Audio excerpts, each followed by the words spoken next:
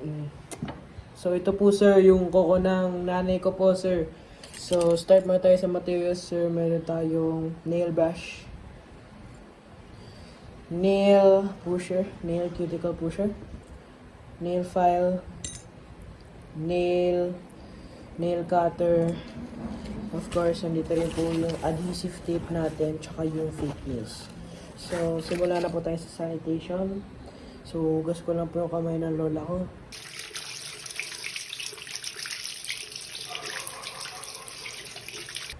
So, ang gusto po ng nanay ko today is Cobal. Dapat po ang ipapasa kong PT ay photo format. Pero since nakita ko po sa rubrics na video, kailangan ko po ulit gawing Cobal. Tabas na po yung, pakita mo na yung kuko mo. So, pakita niyo po. So, tabas na po yung kuko niya. So, tabasin pa natin ng konti para medyo maayos. Masakit ba na? Masakit ba? Masakit ang sagad din na, sagad na yan eh.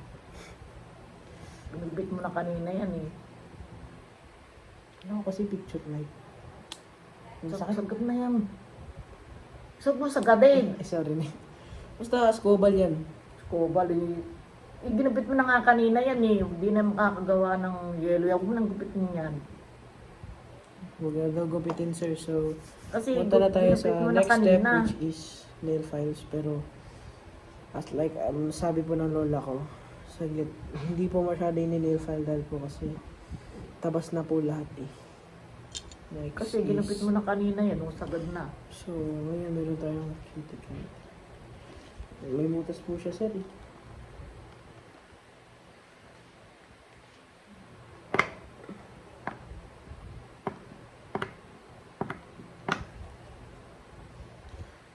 Di ko po matanggal yung cutics po niya sir kasi po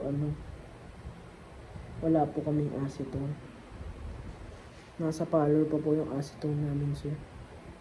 Ano ba? Ito rin yan. Yung cuticle lang inaano ko na.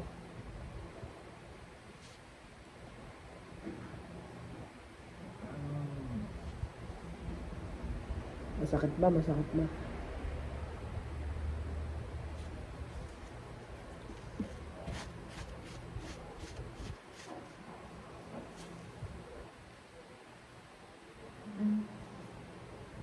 Mamaya, taste lang na yan. Pag...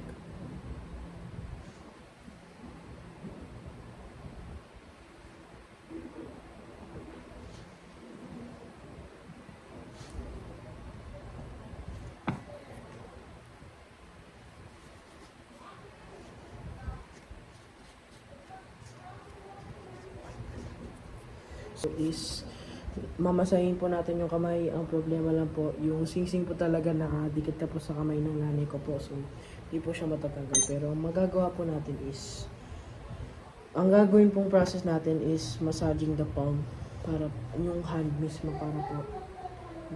para hindi po, para yung blood circulation po sir ay maayos.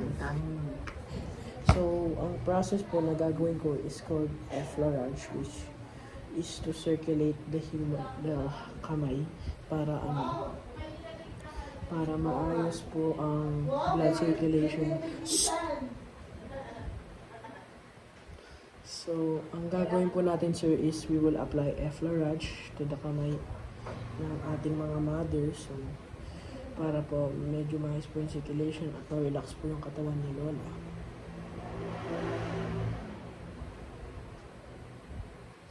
So, sa kabilang kamay rin po gagawin yung effleurage para po both equal yung distribution ng dugo.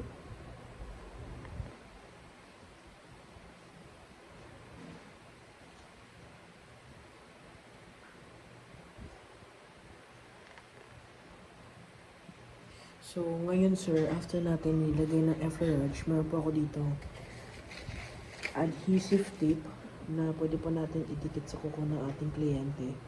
Tsaka po fake nails. Hugas lang po.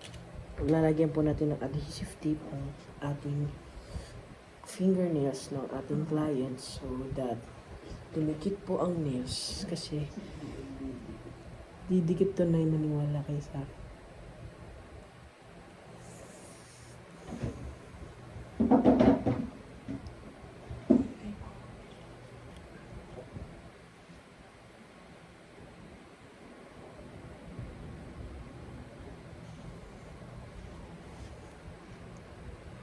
So, first natin na tanggal is this adhesive tape.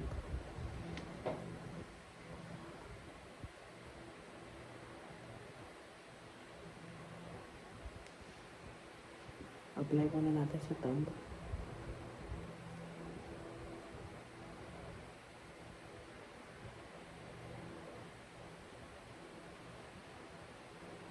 Relax na kamay nyo, Nay.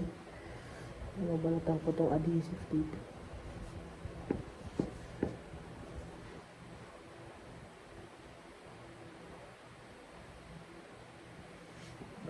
Yabay, kabit.